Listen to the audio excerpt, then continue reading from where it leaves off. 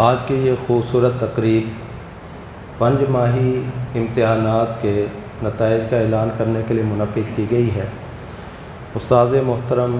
حضرت علامہ تعالیٰ بندیالی صاحب دام فیوزہم و برکاتہم، ان کی آمد سے قبل میں آپ حضرات کے سامنے ایک قدیم جاپانی فلسفہ، جاپانی پھل نہ سمجھنا کیونکہ موسم بھی جاپانی پھلوں کا ہے، اس لیے میں نے یہ چاہا کہ آج آپ کے سامنے جاپانی پھل تو آپ خود خرید کر کھائیں، لیکن جاپانی ایک فلسفہ بیان کر دیا جائے۔ دیکھو نا، دوسرے تہذیبوں کے فلسفوں کو لے لینا، اس کو بیان کرنا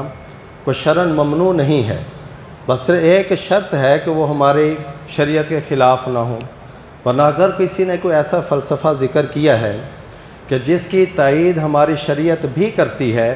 تو ایسے فلسفے کو لے کر بیان کرنا اور اس سے کوئی رہنمائی حاصل کر لینا یہ کوئی ممنوع نہیں، بلکہ آپ علیہ الصلوۃ والسلام نے فرمایا کہ الحکمت ضالۃ المؤمن حیث وجد اخذھا، کہ حکمت جو ہے، یعنی حکمت والی بات، علم کی بات، یہ ایک مومن آدمی کی گم شدہ میراث ہے، جس جگہ بھی اس کو پالے تو لے لیتا ہے۔ اس لیے یہ جو ایک فلسفہ تھا، یہ ہمارے گروپ میں کسی نے شیئر کیا تھا، جو دارالعلوم کراچی کا گروپ ہے، دور حدیث 2001 والوں کا، تو یہ مجھے بہت اچھا لگا، اس لیے کہ انسان کی زندگی کا ہر شعبہ، انسان کی زندگی کا ہر شعبہ، چاہے وہ فنون لطیفہ سے تعلق رکھتا ہو یا تجارت سے، چاہے اس کا تعلق تعلیم سے ہو، چاہے کسی روحانیت سے، یہ مسلسل سیکھنے، سمجھنے اور بلند ہونے کا ایک سفر ہے۔ انسانی زندگی کا ہر شعبہ اس سے متعلق ہے، یعنی یہ 3 مراحل آدمی کی زندگی میں آتے ہیں: سیکھنا،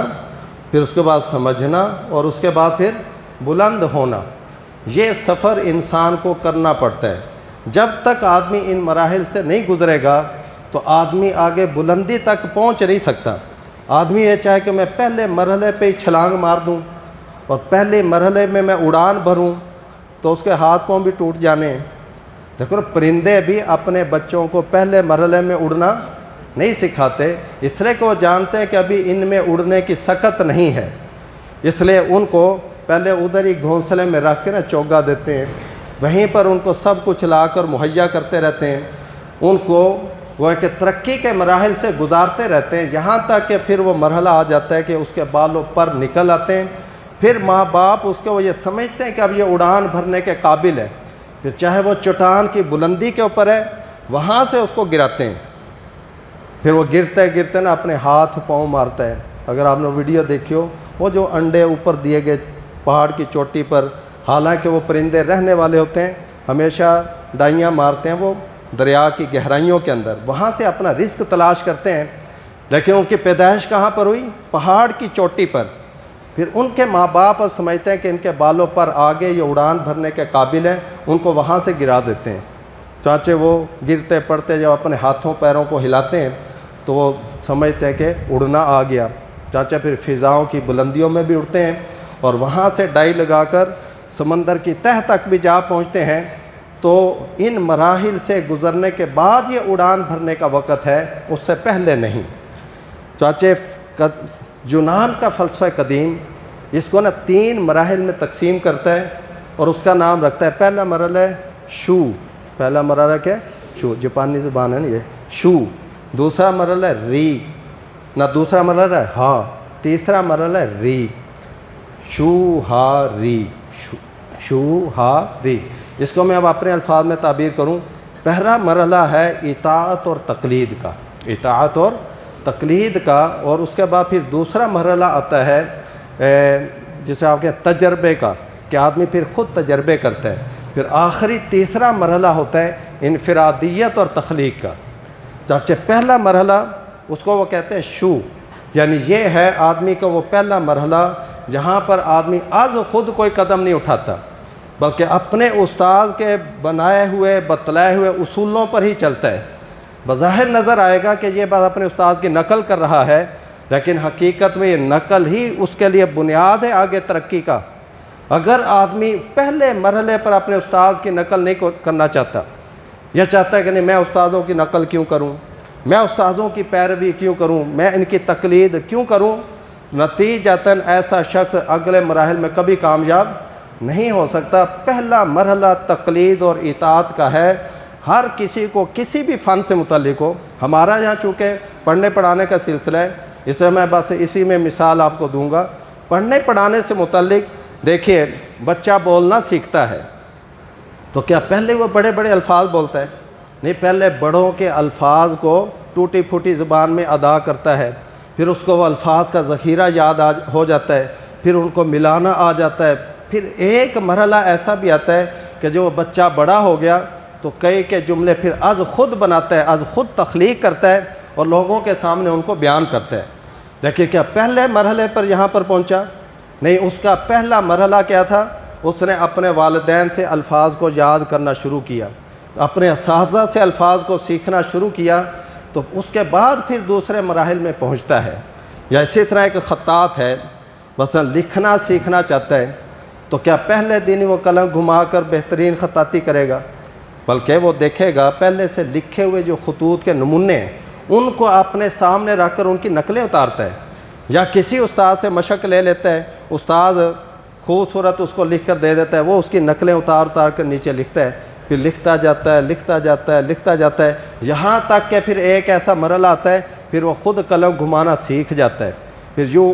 الٹی سیدھی قلمیں گھمانا وہ بھی بہترین خط کے نمونے پیدا کرتی ہیں۔ لیکن پہلے مرحلے پر یہ نہیں ہوتا، پہلے مرحلے پر اس کو نقل کرنی پڑتی ہے، تو یہ اپنے استاذ کی نقل کرتا ہے، اس کو کہتے ہیں تقلید اور اطاعت۔ آدمی کو اس مرحلے سے گزرنا پڑتا ہے، پہلے یہ مرحلہ ہوگا، اس کے بعد پھر دوسرا مرحلہ آتا ہے، دوسرا مرحلہ جس کو وہ ہاں سے تعبیر کرتے ہیں۔ ہاں کا معنی ہم یوں کریں گے، یعنی انفرادیت، نہیں بلکہ انفراد نہیں ہے، تجربہ اور انحراف، تجربہ اور انحراف۔ یہ وہ مرحلہ ہے کہ اب تک یہ صرف نقلیں کر رہا تھا، جو کچھ استاد بولتا تھا یہ بھی بولتا تھا، جو کچھ استاد نے سکھایا وہ اس کی روشنی کے اندر جو کچھ بول لیا، چل لیا، لکھ لیا، اس کے علاوہ اپنی کوئی اس کے اندر تجربہ اور تحقیق کا کچھ دخل نہیں تھا۔ لیکن جب آدمی کچھ سیکھ لیتا ہے،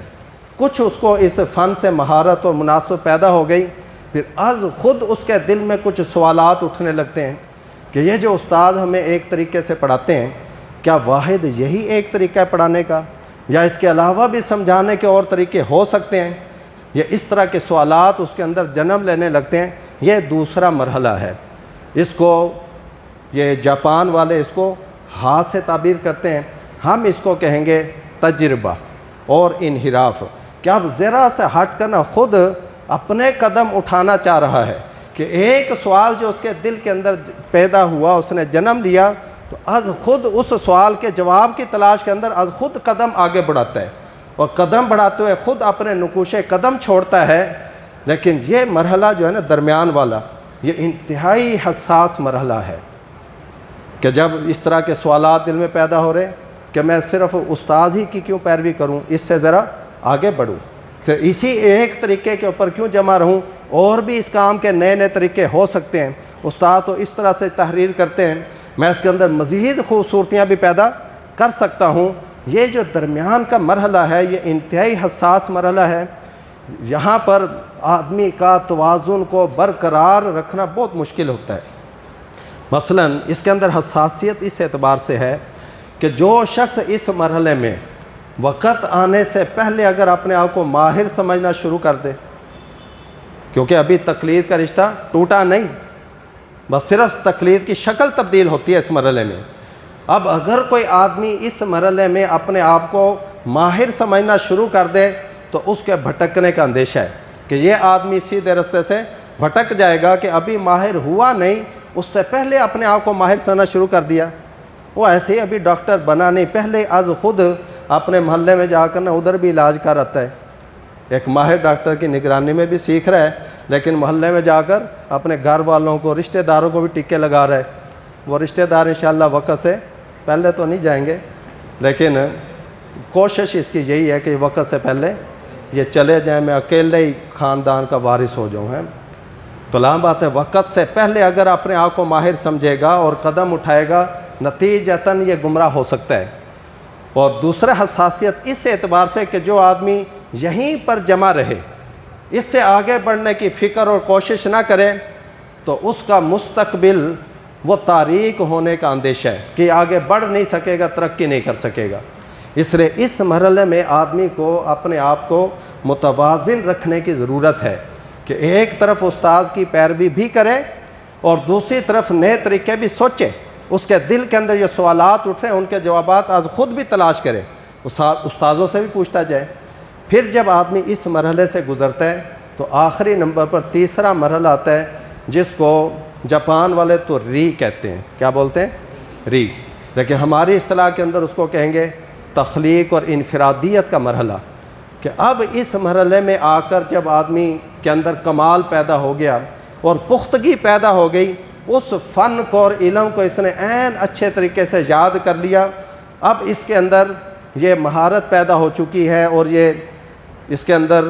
یعنی اس درجے تک یہ پہنچ چکا ہے، اس حیثیت کا ہے کہ اب خود بھی نیا رستہ بنا سکتا ہے۔ یہ ہوتا ہے تخلیق کا رستہ۔ لیکن یہاں پر دیکھو پہلے مرحلے میں نہیں پہنچا، تیسرا مرحلہ ہے یہ، اور یہ مرحلہ سب سے اعلیٰ ہے، لیکن اس کے علاوہ سب سے زیادہ مشکل بھی ہے، سب سے اعلیٰ بھی ہے لیکن سب سے زیادہ مشکل بھی ہے اور خطرناک بھی ہے، اس لیے کہ یہاں پر اب تنہائی ہے۔ دیکھو نا، یہاں آپ پڑھ رہے ہیں تو یہاں آپ کے اساتذہ موجود ہیں، کوئی شبہ پیدا اپنے اساتذہ سے آپ پوچھیں،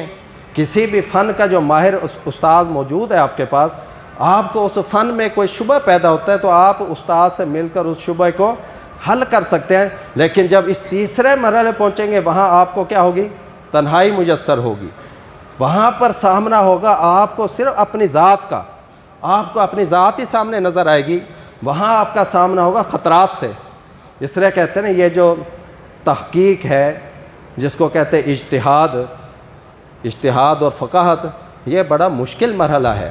تقلید کا مرحلہ آسان ہوتا ہے، تقلیدی مراحل آسان ہے، اس لیے کہ وہاں تو استاد موجود ہیں، اپنے سے بڑے موجود ہیں، ان کو دیکھ کر آدمی چلتا رہتا ہے، تو کتنی آسانی اور سہولت ہے اس میں۔ لیکن جب آدمی اب اکیلا ہے، تنہا ہے، اس کی رہنمائی کرنے والا کوئی موجود نہیں، کہ جو چیزیں وہ استاذوں سے سیکھا کرتا تھا اب اس کے اندر وہ خود ماہر بن چکا ہے، تو اب اس مرحلے کے اندر آدمی کا سامنا خود اپنی ذات سے ہوگا، خطرات سے کھیلے گا۔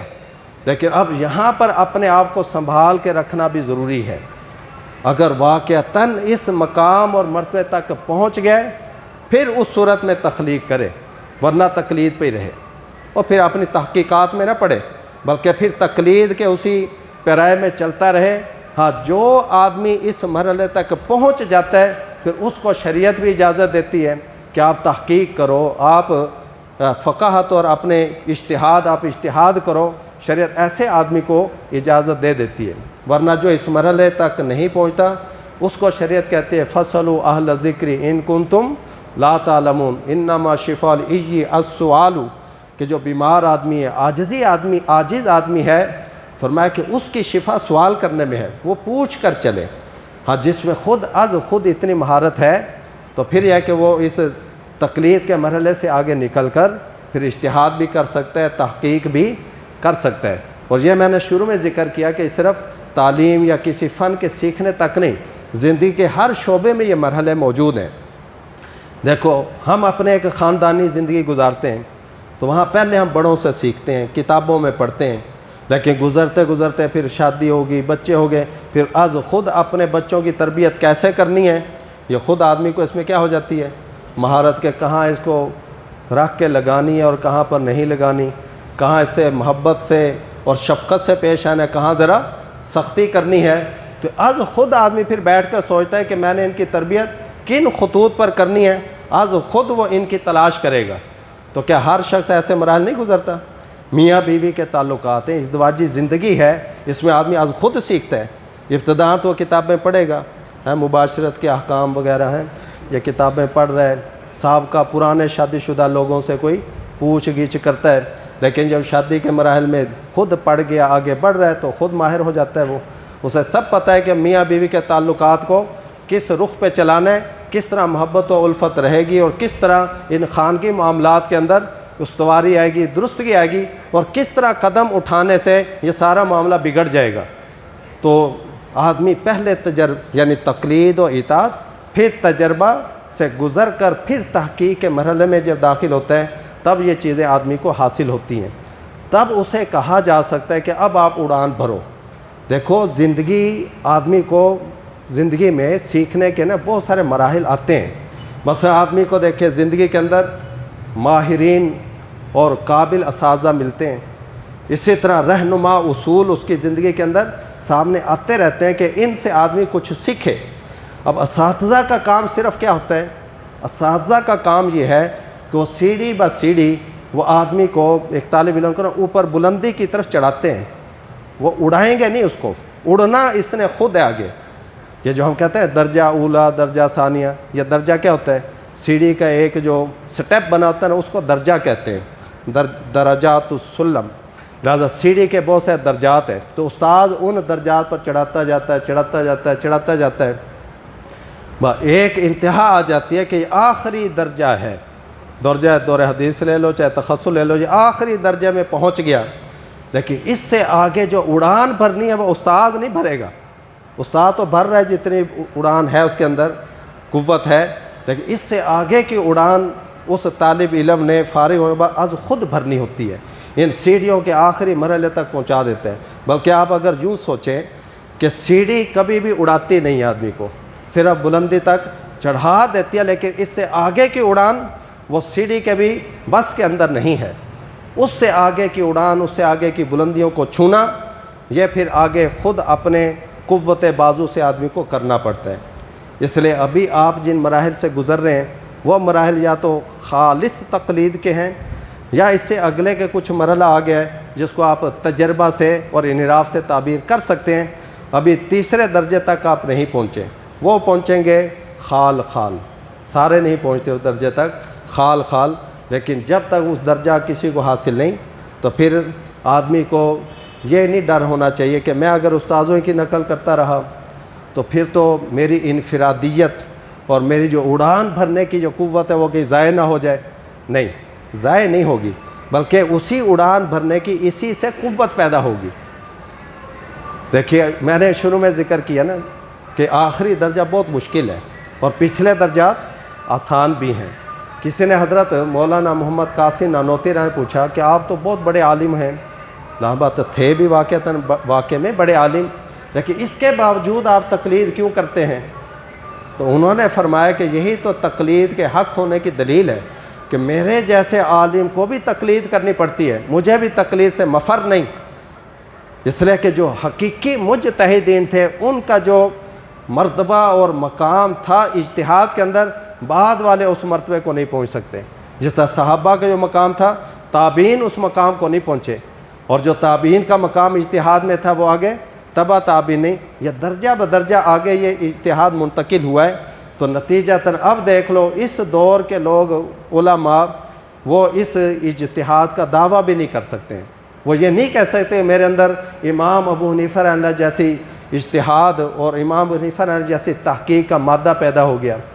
اسے انہوں نے فرمایا کہ یہی تو تقلید کے حق ہونے کی دلیل ہے کہ میرے جیسے عالم کو بھی تقلید کرنی پڑتی ہے، اور یہ حقیقت میں سلامتی کی راہ ہے۔ سلامتی کی راہ ہے کہ ہمارے اسلاف ہمیں جس رستے کے اوپر چھوڑ کے گئے ہیں ان کا حق کے اوپر ہونا بالکل واضح تھا۔ انہوں نے ہمیں جو ایک رستہ عطا کیا ہے ہم اس رستے کے اوپر چلتے رہیں۔ ہاں، اس رستے کے اوپر چلتے ہوئے آپ اس میں انفرادیت بھی پیدا کر سکتے ہیں، نئے رستے بھی، یعنی رستہ وہی ہوگا، اصول وہی ہوں گے، لیکن انہی چیزوں کو بیان کرنے کے لیے آپ نئے نئے طریقے ایجاد کر سکتے ہیں، تخلیق کر سکتے ہیں۔ جس طرح ایک خطاط جب اس نے نقل اتار کر لکھنا سیکھ لیا، پھر اپنی وہ برشی کو ایک نئی زبان دیتا ہے، وہ نئے سے نئے خطوط بھی بناتا ہے۔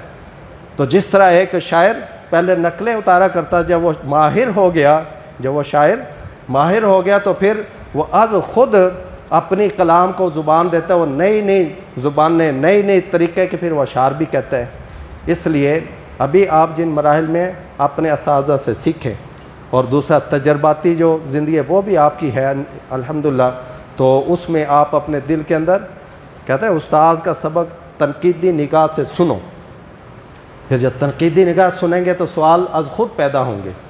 یعنی بالکل اندھی تقلید جامد بھی نہ ہو، از خود سوال پیدا ہوں گے، اس سوال کو خود تلاش کرے، اگر تلاش کے باوجود نہ ملے تو استاد سے کیا لے لے؟ رہنمائی لے لے۔ تو جس میں جب تک یہ جذبہ پیدا نہیں ہوتا وہ طالب علم آگے نہیں بڑھ سکتا۔ یہ آگے بڑھنے کے دو رستے ہیں، دو طریقے ہیں، پہلے سٹیپ ہیں، ان کو پار کریں گے انشاءاللہ پھر آپ کے اڑان بھرنے کا وقت ہوگا۔ اللہ تعالیٰ سے دعا ہے کہ اللہ تعالیٰ آپ کو ہر مرحلے میں کامیاب